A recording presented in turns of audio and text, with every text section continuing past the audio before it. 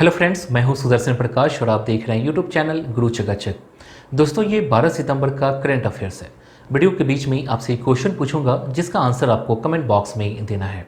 आज के current affairs का पीडीएफ आपको गुरु चकाचक के टेलीग्राम ग्रुप में मिलेगा। टेलीग्राम ग्रुप का लिंक डिस्क्रिप्शन बॉक्स में, और साथ ही इसका पीडीएफ आपको डिस्क्रिप्शन बॉक्स में दिए गए लिंक पर क्लिक कर भी डाउनलोड कर सकते हैं। तो चलिए शुरू करते हैं। आज का पहला क्वेश्चन है, किस देश ने जुल्फिकार 99 युद्धाभ्यास शुरू किया है? 4 ऑप्शन है, पाकिस्तान, बांग्लादेश, इजराइल, ईरान। सही आंसर है डी, ईरान। ईरान की सेना ने देश के दक्षिणी इलाके में समुद्र तट पर जोरदार युद्धाभ्यास शुरू किया है। 3 दिन तक चलने वाले इस सैन्याभ्यास को जुल्फिकार 99 नाम दिया गया है। इस अभ्यास में ईरान की सेना, नेवी और वायुसेना तीनों ही हिस्सा ले रहे हैं। ईरान ने एयर डिफेंस फोर्स और नए हथियारों को भी तैनात किया है। अब जानते हैं इस युद्धाभ्यास में कौन कौन सी मिसाइलें शामिल हैं और इसका थीम क्या है। ईरान के इस सैन्याभ्यास का अंदाज़ा इस बात से लगाया जा सकता है कि यह करीब 20 लाख वर्ग किलोमीटर इलाके में हो रहा है। ये अभ्यास Hormuz strait, sea of Oman, Makran तट और उत्तरी हिंद महासागर में चल रहा है। इस अभ्यास का थीम बचाव के तहत सतत सुरक्षा रखा गया है। इसमें फाइटर जेट, युद्धपोत, रेडार और मिसाइलें शामिल हैं। इस पूरे अभ्यास का संचालन जुल्फिकार आर्मी बेस से किया जा रहा है। अब जानते हैं इस युद्धाभ्यास का मकसद क्या है। ईरानी सेना के इस व्यापक युद्धाभ्यास का मकसद देश की आक्रामक और रक्षात्मक रणनीति योजना का परीक्षण करना है, ताकि खाड़ी देशों में बढ़ते तनाव के बीच ईरान के क्षेत्रीय समुद्री इलाके की रक्षा की जा सके। पिछले 2 साल से ईरान लगातार सैन्याभ्यास कर रहा है। विशेषज्ञों का विश्वास है कि ईरान इसके जरिए अपनी ताकत से दुनिया को रूबरू कराना चाहता है। ईरान के उप सेना प्रमुख एडमिरल हबीबुल्लाह सयारी ने कहा कि इस युद्धाभ्यास का मकसद सेना, नौसेना और वायुसेना की एयर डिफेंस के मामलों में सैन्य तैयारी के स्तर को बढ़ाना है। उन्होंने कहा कि विदेशी शक्तियों की उपस्थिति को देखते हुए पश्चिम एशिया के देशों में सुरक्षा सहयोग बढ़ाना होगा। इस अभ्यास के दौरान ईरान लंबी दूरी के ड्रोन विमान सिमर्क का इस्तेमाल नकली जहाज़ों को निशाना बनाने के लिए किया जा रहा है। इस अभ्यास के दौरान ईरान लंबी दूरी के ड्रोन विमान सिमर्क का इस्तेमाल नकली जहाज़ों को निशाना बनाने के लिए किया जा रहा है। ईरानी सेना ने हाल ही में लंबी दूरी तक मार करने वाली कई मिसाइलों का परीक्षण किया है। पिछले दिनों ईरान ने संयुक्त अरब अमीरात स्थित फ्रांस के अल धाफड़ा हवाई ठिकाने के पास समुद्र में कई मिसाइलें दागी थीं। इस ईरानी मिसाइल परीक्षण के बाद पूरे फ्रांसीसी बेस को हाई अलर्ट कर दिया गया था। नेक्स्ट क्वेश्चन है, राफेल विमान के पहले बैच को भारतीय वायुसेना में कहां पर शामिल किया गया है? 4 ऑप्शन है, अमृतसर, पठानकोट, अंबाला, श्रीनगर। सही आंसर है सी, अंबाला। भारतीय वायुसेना के द्वारा अंबाला के वायुसेना स्टेशन पर फ्रांस से आए पहले 5 राफेल एयरक्राफ्ट को औपचारिक रूप से वायुसेना में शामिल कर लिया गया है। यह राफेल एयरक्राफ्ट अंबाला स्थित एयरफोर्स स्टेशन के 17 स्क्वाड्रन गोल्डन एरोज का हिस्सा होंगे। अब राफेल के बारे में जानते हैं। यह एक जुड़वा इंजन वाला मल्टी रोल लड़ाकू विमान है। यह 150 किलोमीटर दूर तक हवा से हवा में मार करने वाले लक्ष्य पर वार करने की क्षमता रखता है। इसका निर्माण फ्रांसीसी एरोस्पेस प्रमुख डसॉल्ट एविएशन द्वारा किया गया है। भारत ने 59,000 करोड़ रुपए की लागत से 36 विमानों की खरीद के लिए 2016 में फ्रांस के साथ एक अंतर सरकारी समझौते पर हस्ताक्षर किए थे। सभी 36 विमानों की डिलीवरी 2021 के अंत तक पूरी की जानी है। 36 राफेल जेट विमानों में से 30 फाइटर जेट है, जबकि 6 ट्रेनर जेट है। अब वायुसेना के बारे में जानते हैं। वायु के सेना अध्यक्ष राकेश कुमार सिंह भदौरिया हैं और इसका मुख्यालय नई दिल्ली में है। इसकी स्थापना 8 अक्टूबर 1932 को किया गया था। नेक्स्ट क्वेश्चन है, किस राज्य में देश की पहली एकीकृत एयर एम्बुलेंस सेवा शुरू की गई है? 4 ऑप्शन है, कर्नाटक, आंध्र प्रदेश, केरल, महाराष्ट्र। सही आंसर है ए, कर्नाटक। कर्नाटक में देश की पहली एकीकृत एयर एम्बुलेंस सेवा शुरू की गई है। कर्नाटक के मुख्यमंत्री बीएस येदियुरप्पा ने अंतर्राष्ट्रीय क्रिटिकल एयर ट्रांसफर टीम द्वारा राज्य की राजधानी बेंगलुरु में संयुक्त रूप से शुरू की गई देश की पहली एकीकृत एयर एम्बुलेंस सेवा का अनावरण किया। यह लंबी दूरी की आपातकालीन चिकित्सा परिवहन के लिए प्रदान करने वाले हेलीकॉप्टर और भूमि एम्बुलेंस सेवा के साथ संयुक्त रूप से भारत में समय पर आपातकालीन चिकित्सा सेवाओं की बढ़ती आवश्यकता को पूरा करेगा।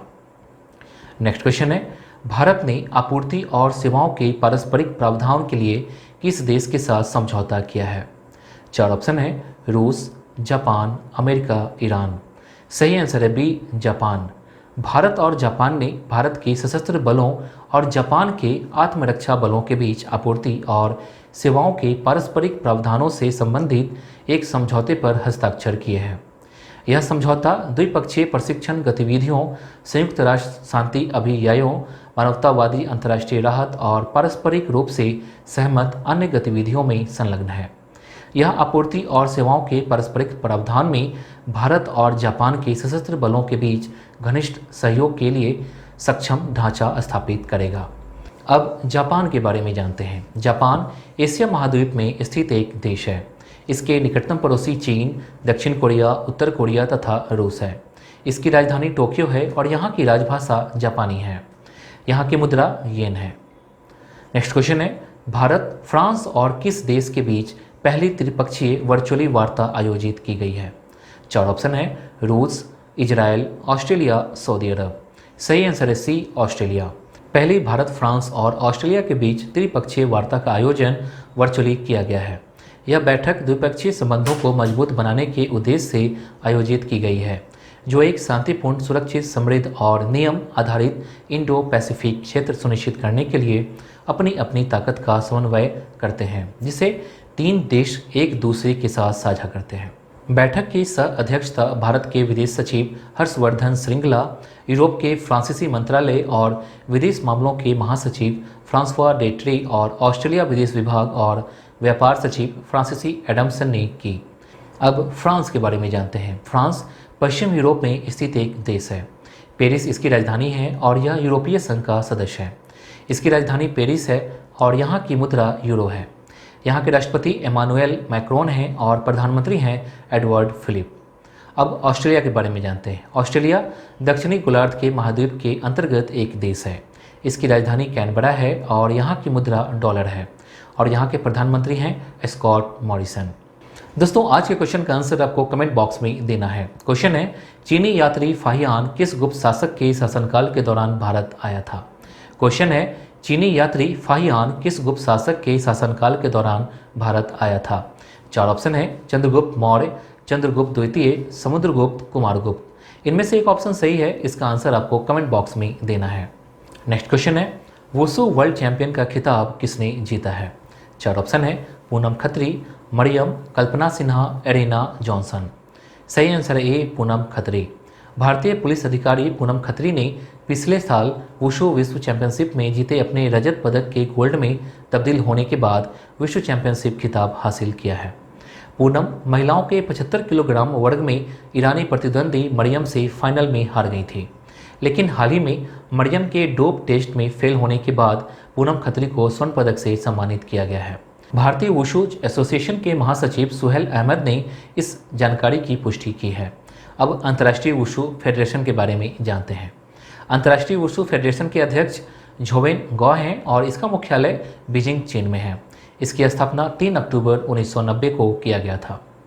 नेक्स्ट क्वेश्चन है, निम्न में से किसे WHO के स्वतंत्र पैनल में शामिल किया गया है? 4 ऑप्शन है, रीता जोशी, मोना कपूर, अमृता देसाई, प्रीति सूदन। विश्व स्वास्थ्य संगठन के स्वतंत्र पैनल के पूर्व स्वास्थ्य सचिव प्रीति सूदन को दुनिया भर से चुने गए 11 पैनलिस्ट के पैनल में शामिल किया है। यह निर्णय पैनल के 2 प्रमुखों, न्यूजीलैंड के पूर्व प्रधानमंत्री हेलेन क्लार्क और लाइबेरिया के पूर्व राष्ट्रपति एलेन जॉनसन सर्लिफ द्वारा लिया गया है। WHO का मुख्यालय जिनेवा, स्विट्जरलैंड में है और इसके महानिदेशक हैं टेड्रोस एडहानोम। नेक्स्ट क्वेश्चन है, दक्षिण भारत की पहली किसान रेल कहां से कहां तक चलाई गई है?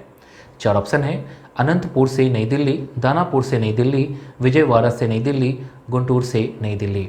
सही आंसर है ए, अनंतपुर से नई दिल्ली। दक्षिण भारत की पहली किसान रेल को आंध्र प्रदेश के अनंतपुर से नई दिल्ली के आदर्श नगर रेलवे स्टेशन के बीच चलाई गई है। यह देश की दूसरी किसान रेल है।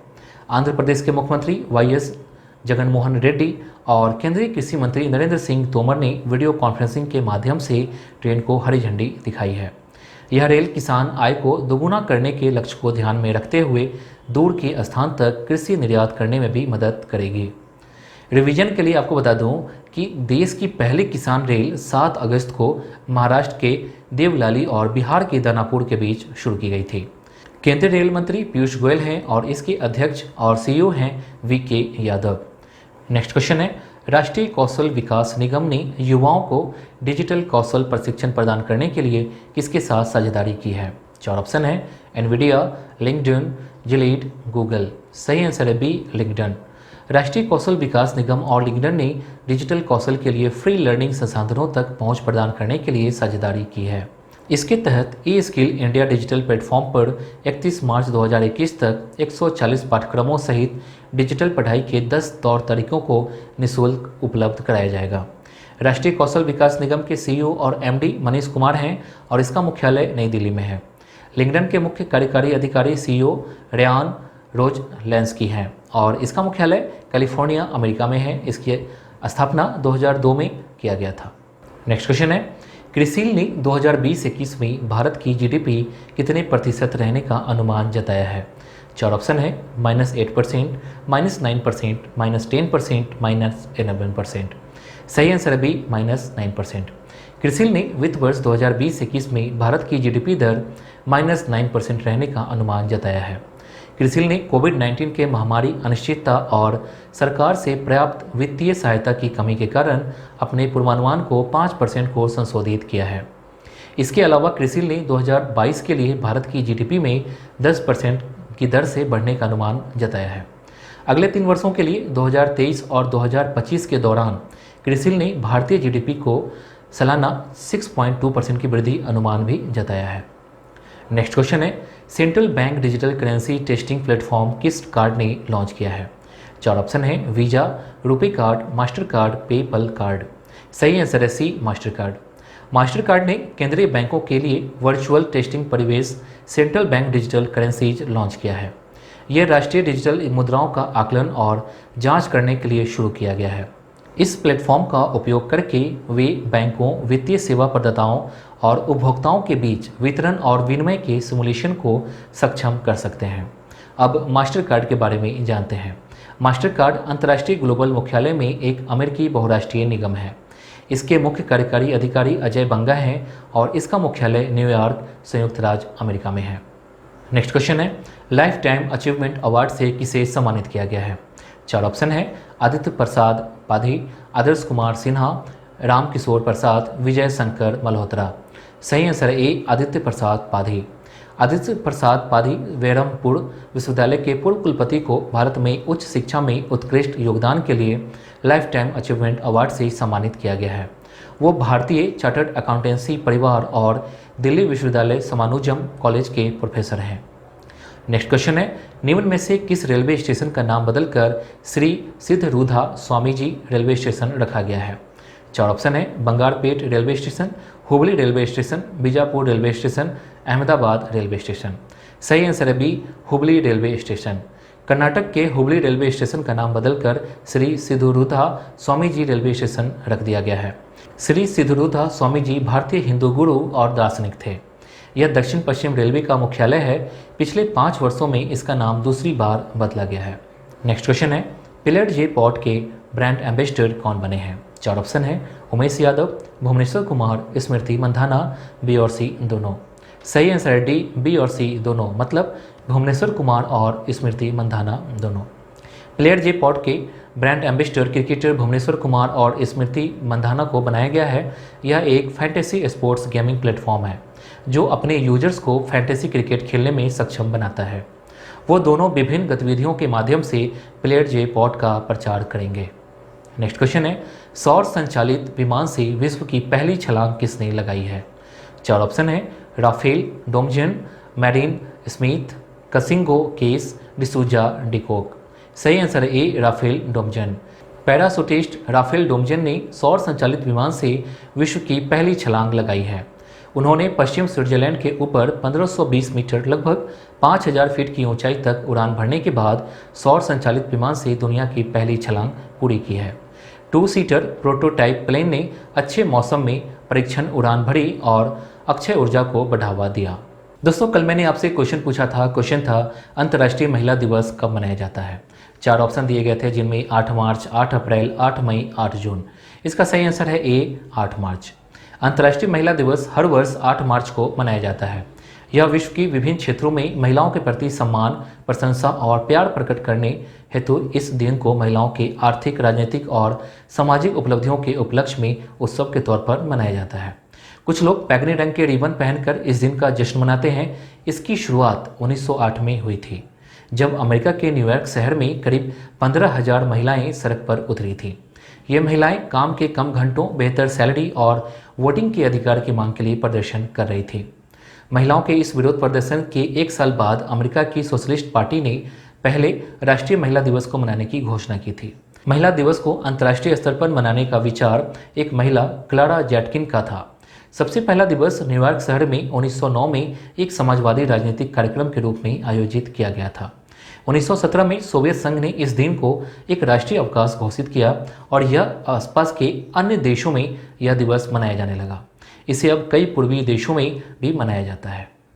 आज का क्वेश्चन मैं पहले ही पूछ चुका हूँ, फिर भी आपको यहाँ क्वेश्चन दिख रहा है। इसका आंसर आपको कमेंट बॉक्स में देना है।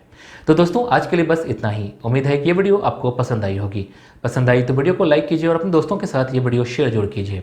और हाँ, अगर आपने अभी तक इस चैनल को सब्सक्राइब नहीं किया है तो प्लीज़ कर लीजिए। साथ ही बेल आइकन पर प्रेस कर लीजिए ताकि नए वीडियो की नोटिफिकेशन सबसे पहले आपको मिले। Thank you.